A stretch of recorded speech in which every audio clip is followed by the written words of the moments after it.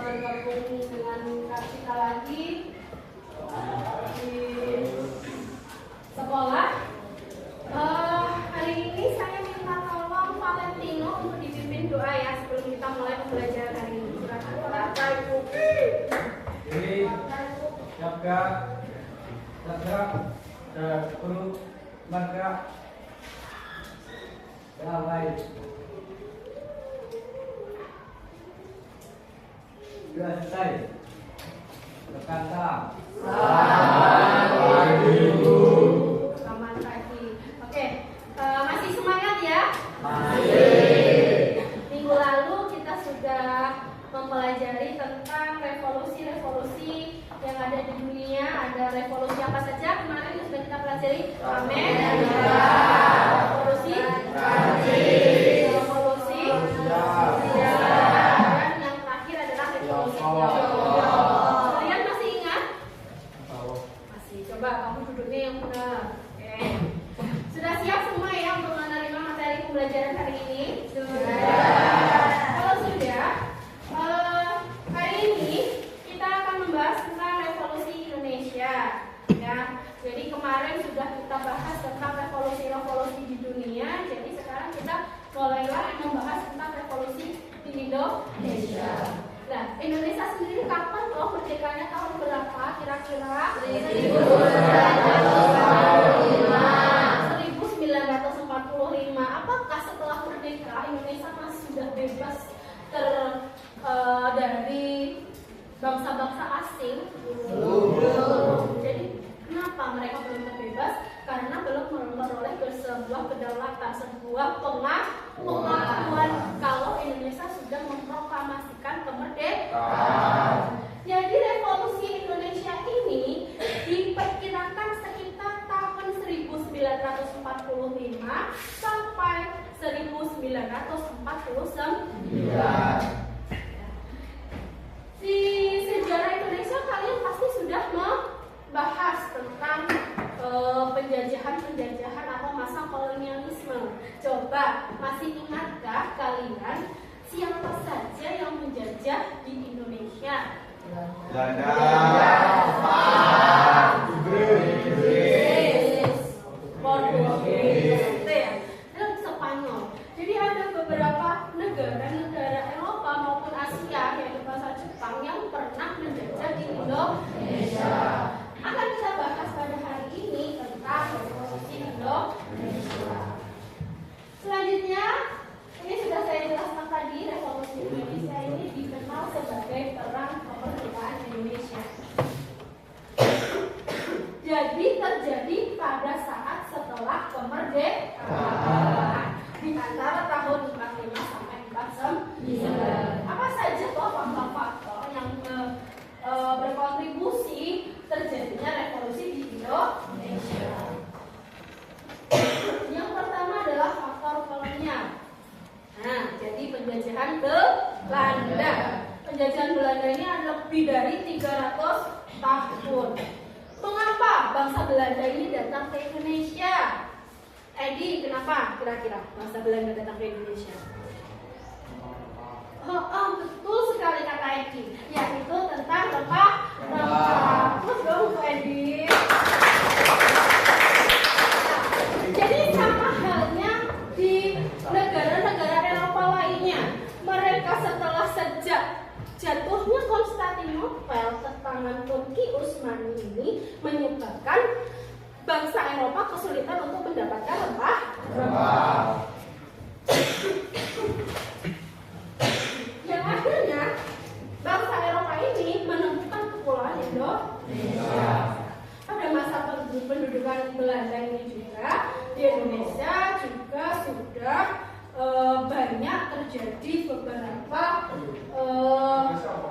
dampak ya. Jadi ada kemiskinan, penindasan, kehilangan identitas atau budaya karena adanya penjajahan Belanda.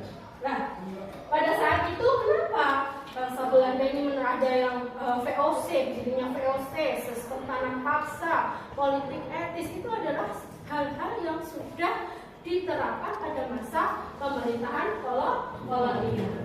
Yang kedua adalah faktor penjajahan, faktor nasionalisme, di mana ya pada saat pemerintahan Belanda nasionalisme ini dibagi menjadi dua.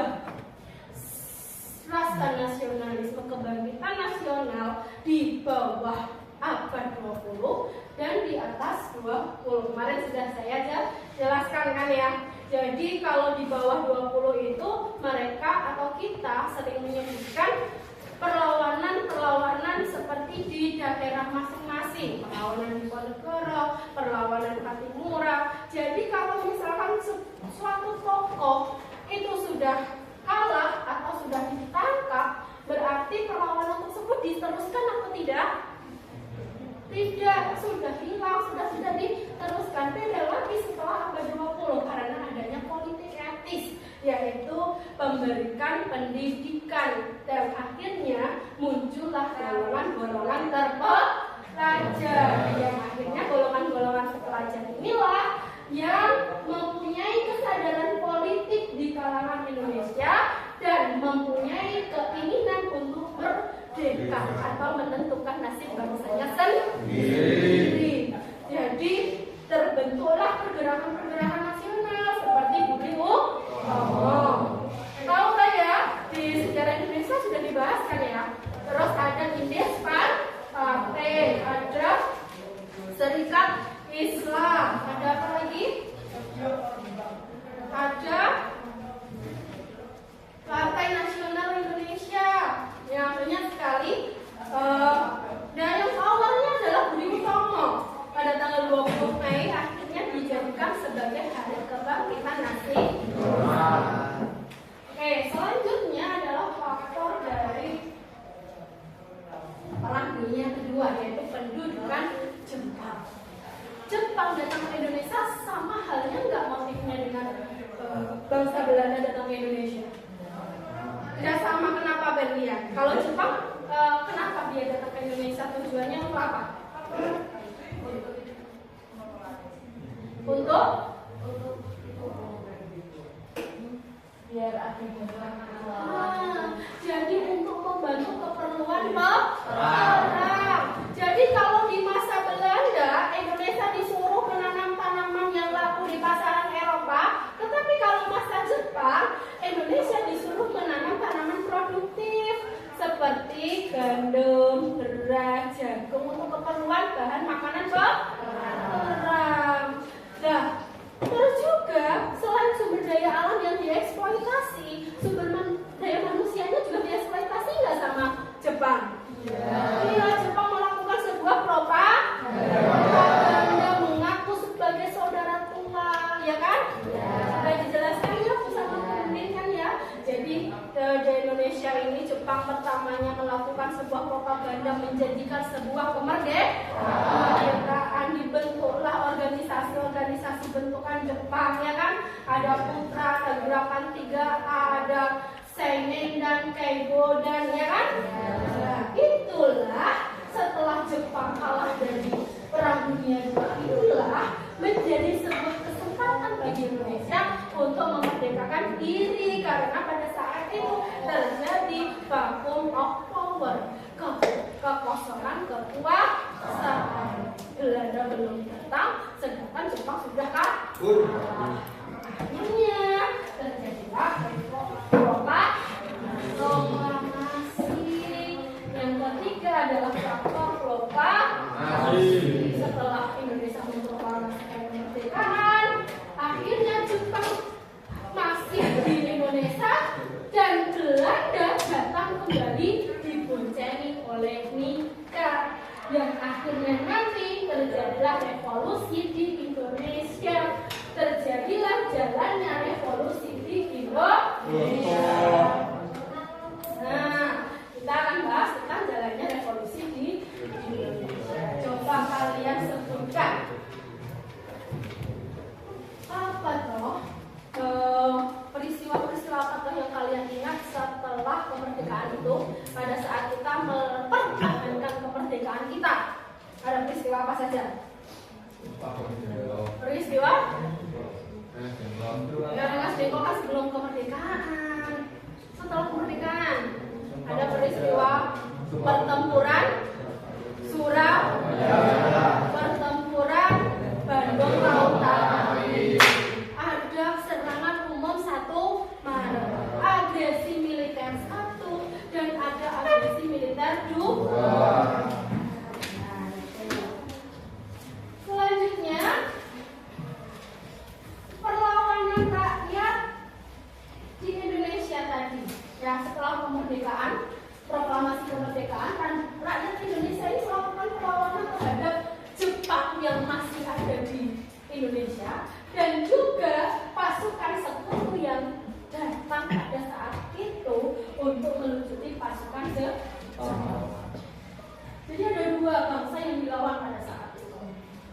Selanjutnya, perlawanan terhadap Jepang ini rakyat Indonesia membentuk Pisili Rakyat untuk melawan Jepang yang ada masih di Indonesia, dan hadap melakukan pos-pos serangan terhadap pos-pos Jepang ya. Jadi mereka merebut senjata dengan peralatan seadanya. Setelah itu datanglah sekutu yang akhirnya menyebabkan beberapa peristiwa seperti peristiwa pertempuran Surabaya. Apa slogannya pertempuran Surabaya? Merdeka atau mati. NKRI harga mati.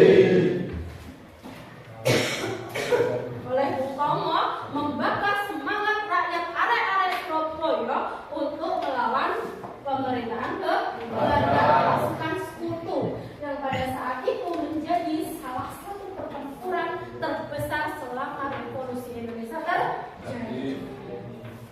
Ada pertempuran Bandung yang dikatakan Bandung Lautan Api. Jadi ada Bandung ini sudah dikuasai Belanda, dan rakyat Bandung ini mengosongkan wilayah Bandung dan membakarnya. Makanya dikatakan Bandung Lautan Api. Ini ada pertempuran. Nanti akan kalian bahas di kelas 12 ya. Setelah itu ada agresi militer yang Belanda ya. Ada agresi militer 1 dan ada agresi militer 2. Nah, agresi militer 1 ini terjadi dikarenakan Belanda tidak mengingkari perjanjian Linggarjati dan perjanjian Renville. Sedangkan agresi militer 2 ini beberapa pemimpin di Indonesia seperti Soekarno-Hatta ini ditangkap oleh Belanda, yang akhirnya nanti Indonesia membentuk pemerintah darurat Republik Indonesia di Bukit Tinggi. Akan kita bahas nanti setelah ya. Selanjutnya, perundingan dan diplomasi. Nah, ini yang pertama adalah perundingan Linggarjati. Perundingan Linggarjati ini akhirnya membuat Belanda berkhianat. Jadi perundingan Linggarjati ini isinya yang pertama apa? Indonesia diakui kemerdekaannya dan diakui secara de facto ini hanya wilayah Jawa, Madura, dan Sumatera saja. Tetapi Belanda mengkhianati dengan adanya agresi militer 1, yaitu dia menyerang beberapa wilayah Indonesia yang saya sebutkan tadi. Mana tadi? Jawa, Sumatera, dan Madura. Ya, pada saat itu pemerintah Belanda ini menyerang Indonesia di wilayah Indonesia, padahal itu kan sudah wilayah kekuasaan Indonesia. Secara de facto sudah harus diakui oleh Belanda. Nah, akhirnya terjadi agresi militer. Yang akhirnya agresi militer 1 ini diselesaikan dengan adanya perundingan Renville.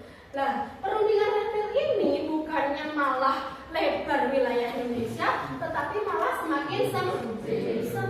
Dikarenakan apa? Karena perundingan Renville ini secara de facto hanya Jawa Tengah, Yogyakarta, dan juga Sumatera saja yang diakui sebagai wilayah Indonesia. Nah, perwujudan dari Renville ini itu adalah agresi militer yang kedua, yaitu serangan di Yogyakarta. Jadi Belanda memperluas serangannya. Akhirnya pada saat itu kan karena wilayah Indonesia tadi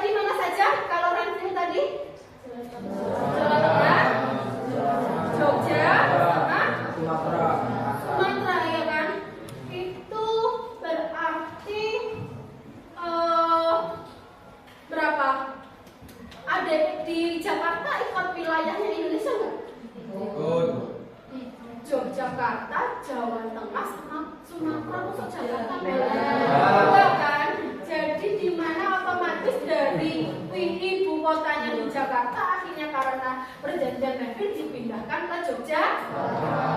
Tetapi di Yogyakarta juga terjadi agresi militer kedua, yaitu Belanda berkhianat kembali. Soekarno-Hatta dan pemimpin-pemimpin lainnya diamankan, diculik.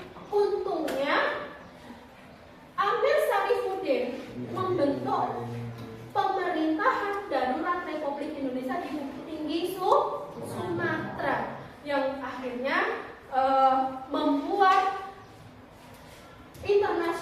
dunia internasional ini mempunyai rasa bangga terhadap Indonesia karena bisa menahan dan bisa mempertahankan pemerintahan Republik Indonesia dengan membuat pemerintah darurat di Bukit Tinggi dikarenakan Soekarno-Hatta ditangkap oleh Belanda. Akhirnya terjadilah perjanjian apa ini? Romployer. Yang akhirnya Romployer ini Belanda juga kembali berkhianat. Kembalilah dengan perjanjian Konferensi Inter Indonesia yang memulihkan kedaulatan Republik Indonesia tanpa syarat dan dikonferensikan di KMT, yaitu Konferensi Meja Budak, yang akhirnya Belanda sudah mengakui kedaulatan bangsa Indonesia tahun 1949. Itu ceritanya. Sampai di sini apakah ada yang ditanyakan? Nah ini pengakuan kedaulatannya. Jadi Indonesia sudah diakui oleh Belanda dari proses KMB tadi karena banyak proses tadi ya, dari Linggarjati, perjanjian Linggarjati dikhianati oleh agresi militer satu, terjadi perjanjian Grenville dikhianati oleh perjanjian agresi militer dua, terus Romployer dan Konferensi Inter Indonesia. Akhirnya yang terakhir adalah Konferensi Meja Budak dengan pengakuan kedaulatan Indonesia sebagai Republik Indonesia Serikat atau dikatakan RIS. Akhirnya RIS ini dibubarkan pada tahun 1950 dengan Undang-Undang Dasar Sementara 1950. Pada saat itu Indonesia menganut demokrasi parlementer. Selanjutnya, dampaknya apa saja bagi revolusi Indonesia? Dampak internal. Coba kira-kira setelah bangsa Belanda ini mengakui kedaulatan rakyat Indonesia, berarti Indonesia revolusi ini bisa mencapai apa? Kemerdekaan dan kedaulatan seutuhnya. Pembentukan negara baru, perubahan sosial, yaitu termasuk perubahan struktur sosial, ekonomi maupun budaya di Indonesia. Selanjutnya dampak eksternal. Nih, terus dampak perekonomian, ya, terjadinya dampak budaya. Pembentukan identitas nasional, pengembangan seni dan budaya. Nah ini ringkasannya, yaitu revolusi Indonesia adalah suatu perjalanan sejarah Indonesia modern yang singkat yang berdampak cukup besar bagi Indonesia. Ada perjuangan secara fisik, ada secara diplomasi. Kalau fisik ya secara pertempuran seperti pertempuran Surabaya, Bandung, Ambarawa dan sebagainya. Serangan 1 Maret, agresi militer. Nah ini sudah selesai. Ini nanti saya akan ini ya, apa namanya, membentuk kelompok. Kalian silahkan bentuk kelompok. HP-nya bawa semua? Nanti bentuk kelompoknya ini yang aku pinta dulu itu loh. Saya share ya linknya ya.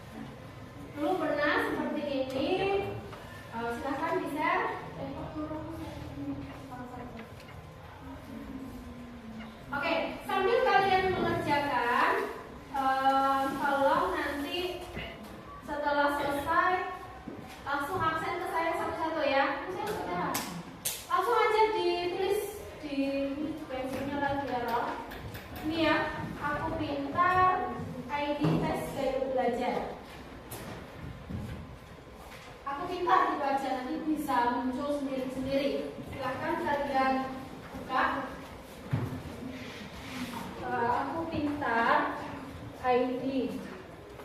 Sudah ketemu nggak?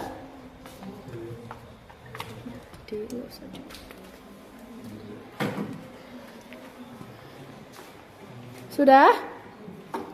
Ada yang sudah? Coba tolong. Ada yang sudah? Oh iya. Oh, Julian sudah? Coba kamu langsung pencet. Ikuti tes sekarang ya. Silahkan jawab sesuai dengan kalian ya, sesuai dengan kemampuan kalian sendiri-sendiri. Kalau saya contekan sama temannya ya. Gini ya. Di keliling ya.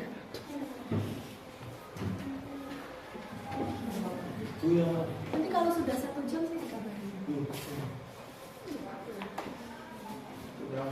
Aku pintar nih. Kamu pakai nomor emailmu. Harus pakai email ya. Langsung ikuti tes sekarang, Bu. Kenapa? Langsung ikuti tes. Ya, ikuti tes sekarang.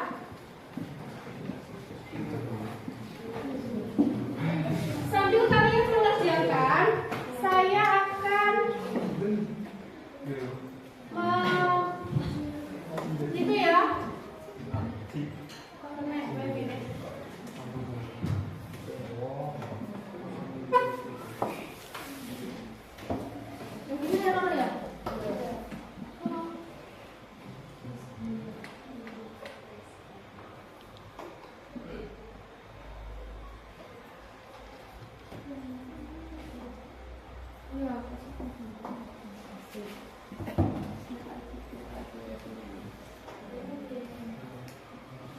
Sementara saya akan ambil stiker untuk permainan kita nanti ya.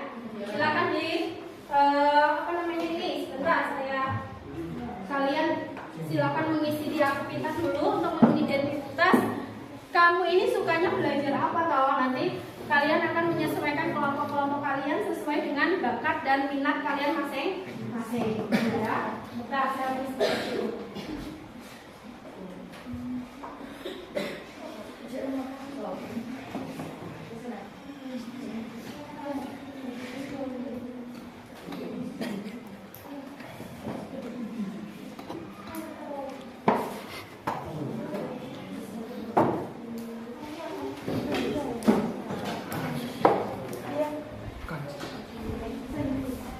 Ibu syuting ini tuh gimana? Syuting aku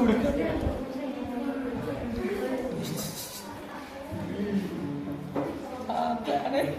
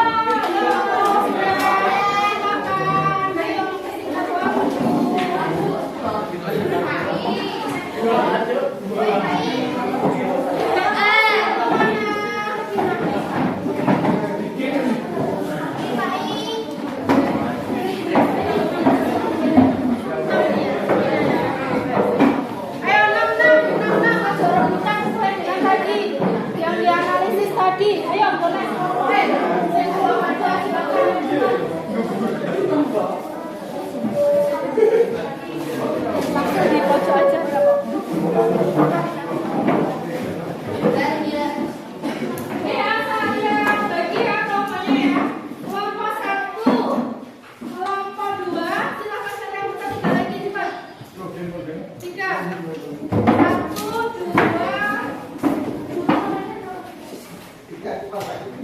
Kau mana?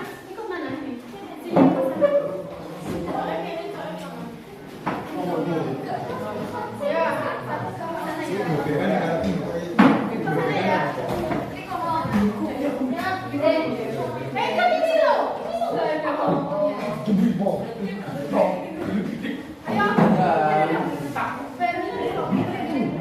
Ya. Ayo kelompok di jam bersini di jajan. Oke. Saya mulai ya. Kelompok 1, 2, 3, 4, 5 ya.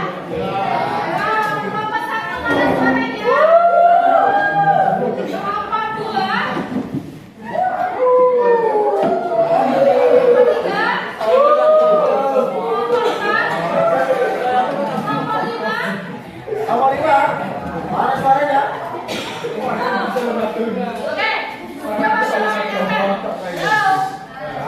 Masing-masing kelompok silakan menamai kelompok kalian sendiri. Boleh menggunakan kelompok misalkan kelompok kucing, kelompok beruang, atau kelompok buah serikaya. Boleh beserta yel-yelnya. Misalnya kucing, boleh ya. Silakan buat yel-yelnya sekalian.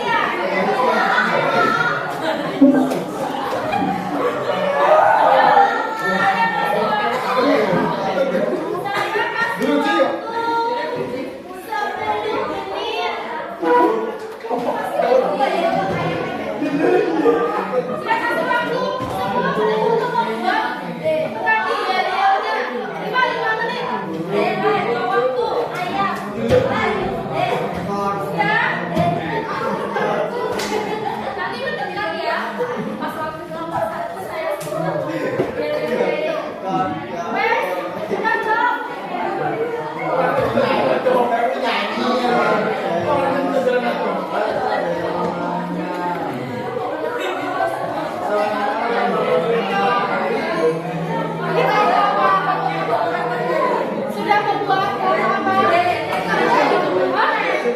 Gacul. Gacul. Sudah punya dalilnya ya. Ya, Berni sini. Bisa sama ayam.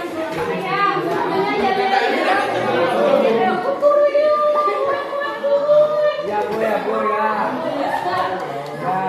Bes, silakan buat cepat ya. Cepat nih. Ini kelompok 3, 4 ya.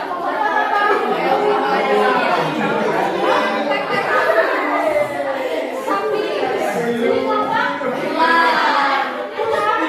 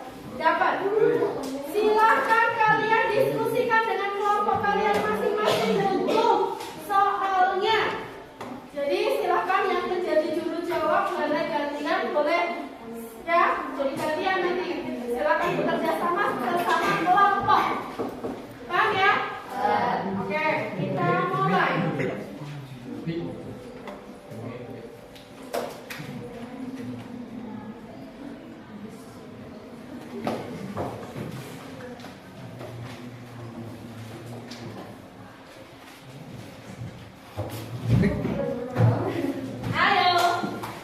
kelompok ayam. Usaha perebutan kekuasaan dan senjata dari Jepang. Bukan ya. Tapi yang dijawab kelompok ayam tadi sudah mendekati benar, cuma belum spesifik saja. Tapi tetap kita beri aplaus untuk ayam.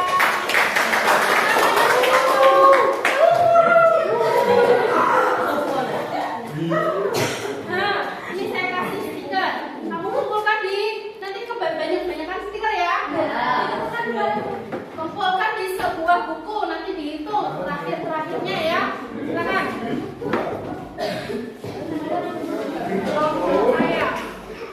Oke, lanjut ya.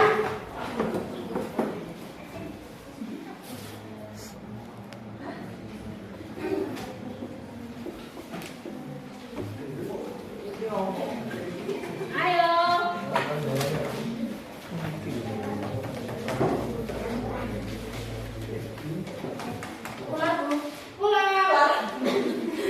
Itu satu, melawan penjajah, dua, mendukung kemerdekaan, tiga, mengambil alih kekuasaan, empat, mengembangkan ekonomi, lima, menghadapi tantangan. Betul. Kita lihat melakukan perlawanan. Benar ya? Sini ayam, ular. Silakan ular. Silakan ular. Bisanya. Kita lanjut.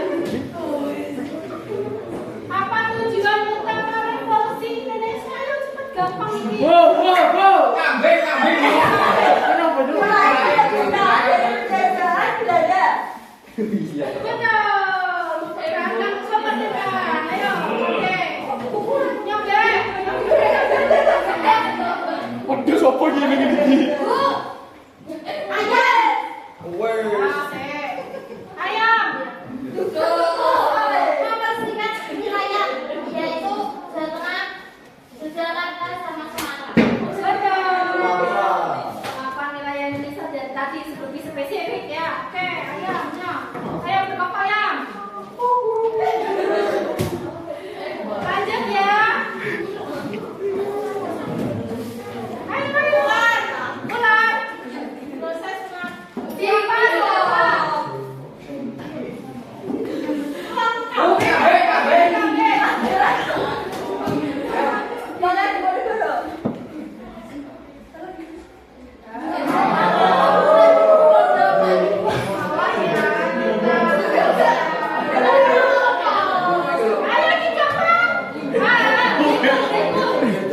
Decul, Bu. Iya, silakan. Apa ya? Berbeda wilayah, Bu. Hah? Berbeda, Bu. Ya tadi yang diakui apa saja? Ayo, tadi Jawa, sudah Sumatera, Madura, Bu. Betul. Jawabnya. Jawa kan Ini tuh. Decul, Bu. Kambing, silakan kambing. Lanjut. Aku suka ngomongin video.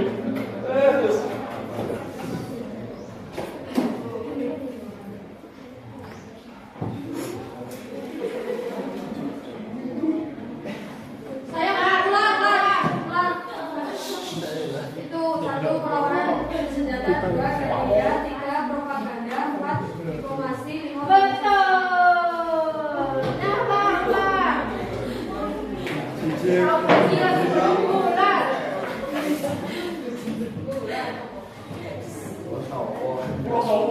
Lanjut.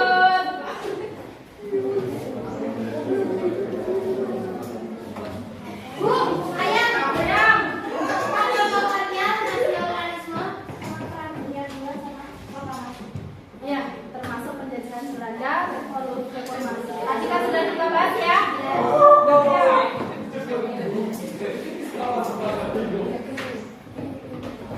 Lanjut.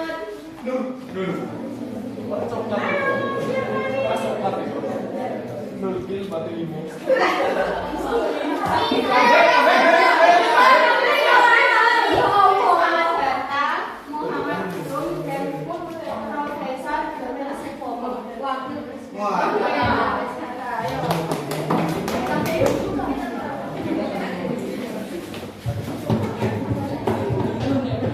Sapi.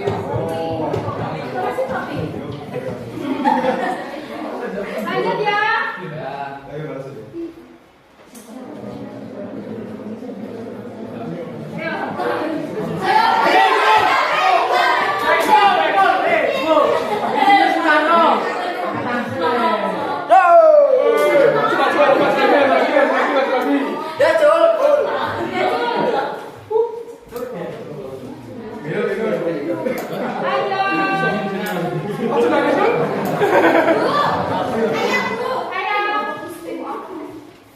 Kemiskinan, penindasan, hilangnya identitas.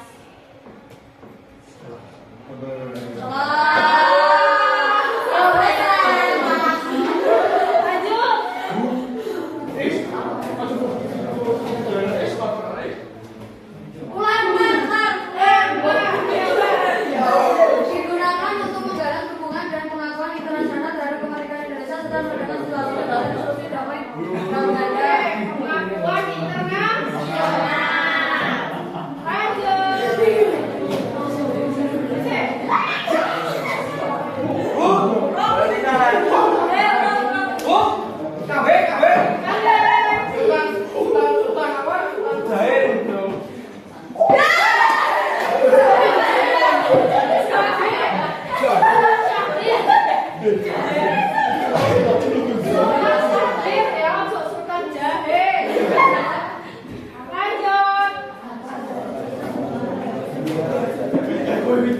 saya lawan disepakati pembentukan Republik Indonesia Serikat dan Belanda melalui kemerdekaan Pengakuan mendaulatkan ya lainnya.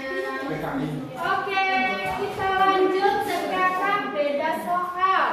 Ini kan soalnya jawaban pendek. Sekarang ABC-an. Ini ada sapi.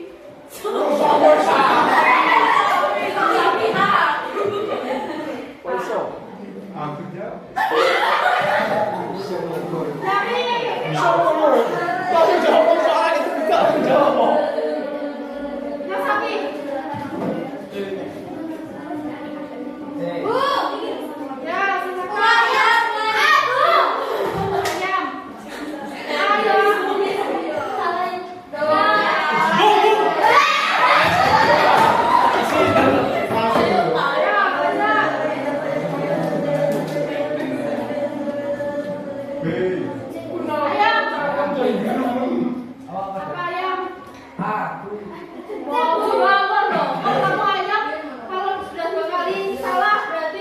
Didiskualifikasi ya.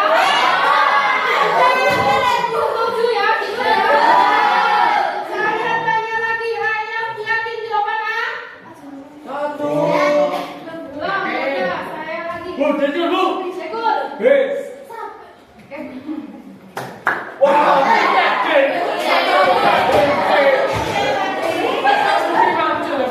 Sekul kurang sisa didiskualifikasi.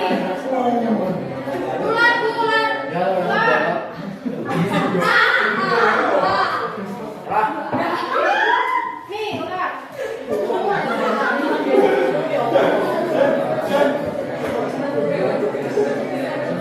Sapi dulu.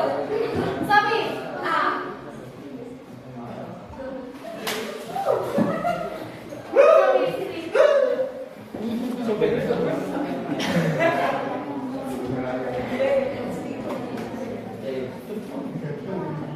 Sapi sini. ular bu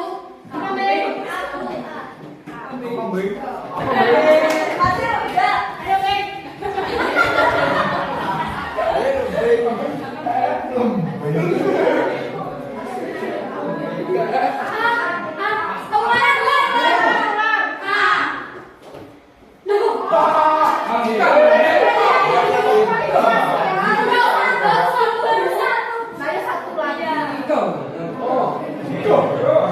Bu, stop bu, stop dulu. Saya mau nunggu. Saya stop.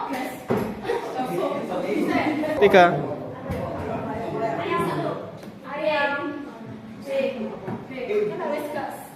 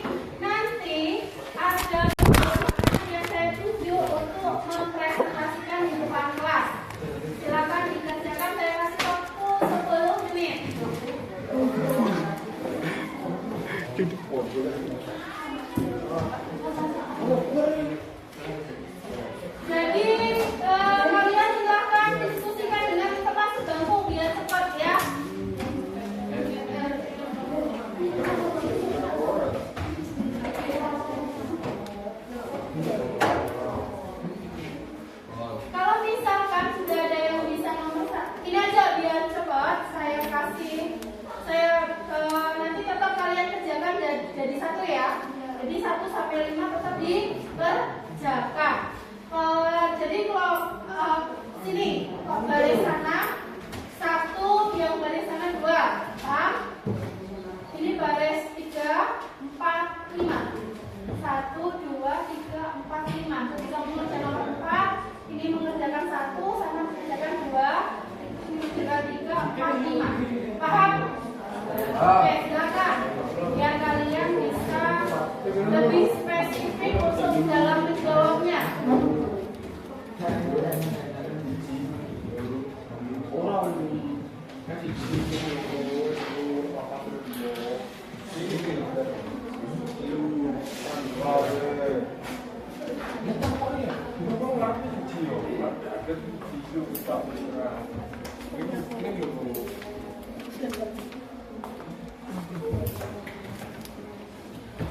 Nanti kalau sudah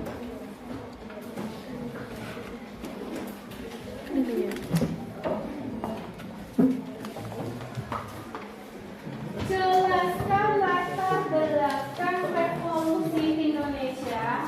Mana kelompok ini ya? 1, 2.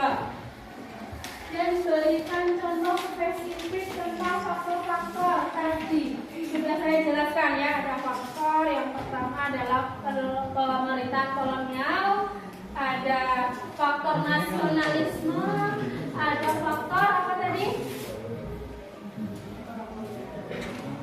Perang Dunia Kedua, yaitu tentang pendudukan Jepang. Terus yang kedua, ayo yang nomor 2, silakan. Peran Soekarno dan Muhammad Hatta dan kontribusinya terhadap proklamasi kemerdekaan. Ayo, proklamasi ya, silakan didiskusikan. Kelompok 3 sini ya. Analisis dampak revolusi Indonesia, dampaknya ya kalian berarti ya. Silakan yang nomor 4. Perbedaan antara pemerintah kolonial dengan sistem yang sudah ada, yaitu di kebijakan politiknya ya. Terus kelompok 5, mempengaruhi hubungan internasional. Ya, silakan dikerjakan. Yang sudah silakan angkat tangannya, nanti saya kasih stiker love.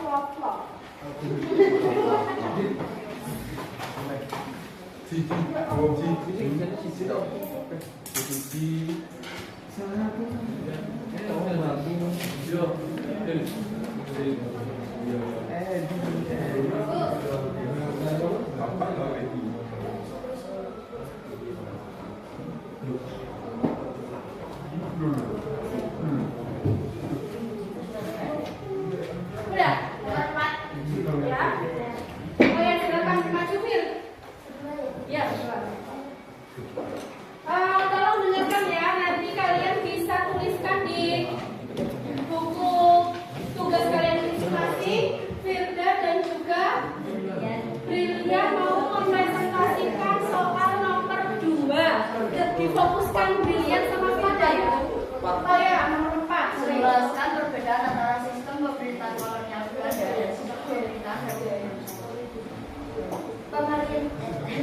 Pemerintahan kolonial Belanda adalah pemerintahan yang berpusat pada kekuasaan Belanda dan bertujuan untuk mengeksploitasi sumber daya Indonesia. Sedangkan pemerintahan Republik Indonesia adalah pemerintahan yang berlandaskan pada konstitusi, pemisahan kekuasaan, dan bertujuan untuk membangun negara dan meningkatkan kesejahteraan masyarakat. Berikan contoh spesifik tentang perubahan dalam struktur pemerintahan dan kebijakan politik. Yang pertama yaitu perubahan struktur pemerintahan. Contohnya, pemerintahan kolonial mengganti bupati dengan bupati yang digaji yang merupakan pegawai negeri kolonial di Indonesia. Pemerintahan daerah memiliki otonomi yang lebih besar dengan kepala daerah, gubernur, bupati atau wali kota di sini melalui pemilihan umum. Yang kedua, perubahan kebijakan politik. Seperti sistem tanam paksa pada masa kolonial diganti dengan kebijakan pembangunan nasional yang fokus pada kesejahteraan masyarakat. Contohnya, kebijakan pendidikan yang menjamin akses pendidikan bagi semua lapisan masyarakat, atau kebijakan kesehatan yang menyediakan layanan kesehatan yang terjangkau. Terima kasih.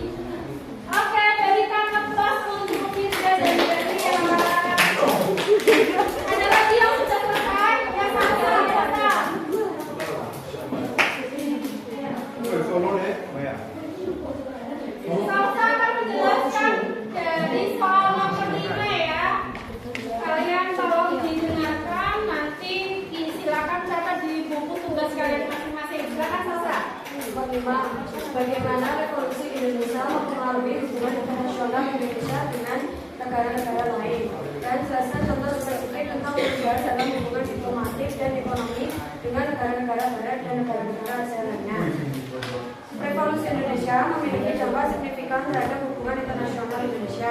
Revolusi ini dengan perjuangan untuk kemerdekaan menginspirasi gerakan anti kolonial di berbagai negara dan memicu pembentukan gerakan non-blok. Contohnya, peningkatan perdagangan dengan negara-negara Asia, perubahan dalam pola investasi, dan tantangan dalam daya saing ekonomi. Sudah tepuk tangan buat Sasra. Kelompok 1 sudah? Oke, silakan kelompok 2 dulu. Ayo Jun, jangan malu-malu.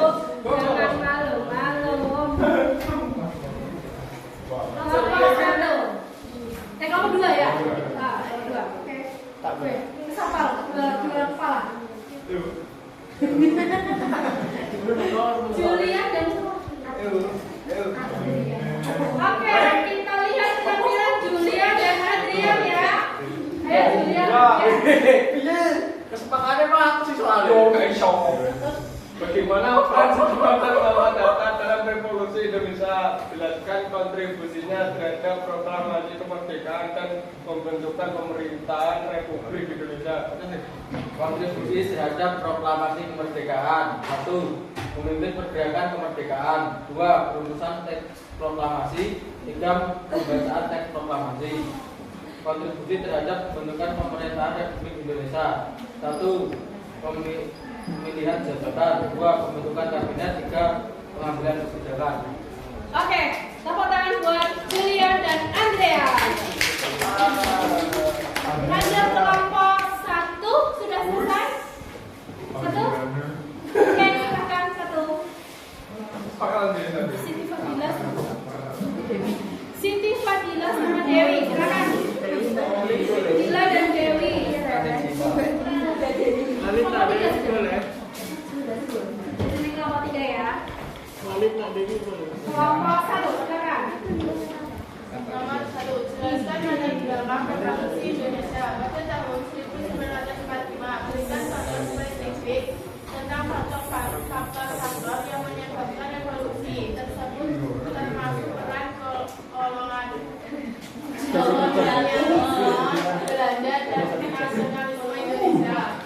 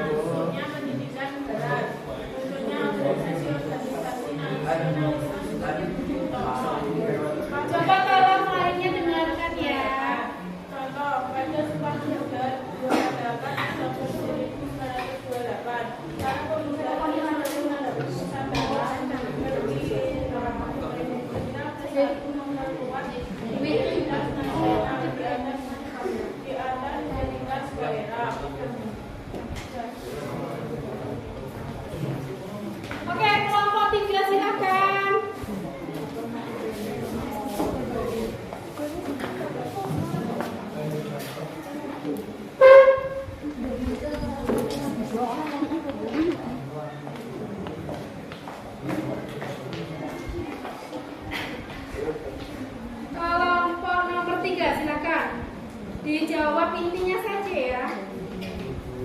Dampak revolusi Indonesia terhadap pembentukan identitas nasional Indonesia yaitu Menghadap kamera dong. pembaruan sistem pendidikan, penguatan semangat nasionalisme, dan perubahan dalam hubungan sosial antar kelompok masyarakat. Contoh spesifik tentang perubahan dalam budaya, pendidikan, dan kehidupan sosial masyarakat Indonesia. Contoh dalam bidang pendidikan adalah di sekolah-sekolah mulai memadakan pembelajaran tentang sejarah kemerdekaan, pahlawan nasional, dan nilai-nilai Pancasila. Contoh di kehidupan sosial yaitu masyarakat mulai lebih terbuka terhadap perbedaan dan mulai kesadaran akan pentingnya toleransi dan umat dalam lingkungan beragama. Oke, terima kasih untuk dari kelompok 1 sampai kelompok 5 kita beri applause untuk semuanya ya.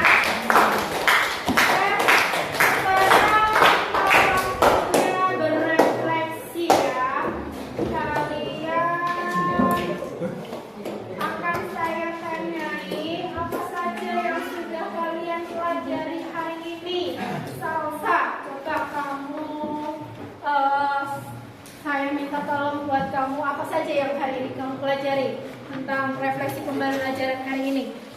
Kamu dapat apa saja?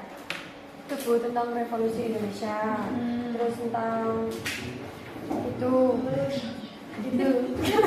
tentang itu loh Bu, syair-syair itu. Terus peran Soekarno kata terjadinya mempertahankan kemerdekaan. Firda, apa saja yang kamu pahami?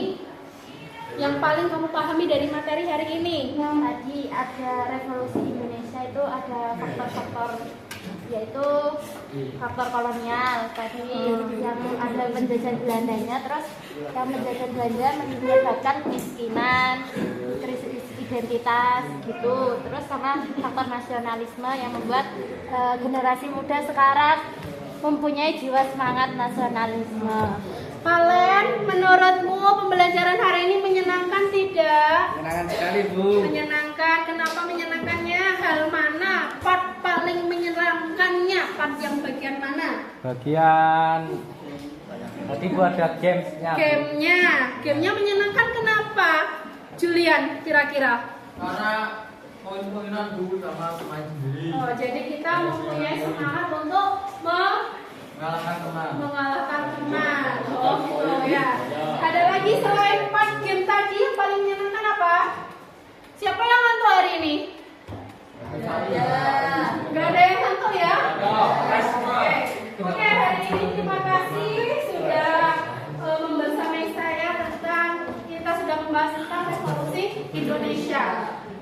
Minggu depan akan kita pelajari tentang revolusi industri ya. Dimana revolusi industri ini sudah mengubah dunia yang awalnya sangat menggunakan manual, akhirnya terbentuklah mesin yang meringankan beban manusia. Akan kita bahas besok minggu depan. Sampai di sini apakah ada yang ditanyakan tentang revolusi Indonesia? Kalau belum, kita oke, terima kasih ya. Jadi besok akan kita bahas revolusi industri. Jangan lupa tugasnya hari ini dikerjakan. Terima kasih untuk partisipasinya hari ini, Ibu Astri. Wassalamualaikum.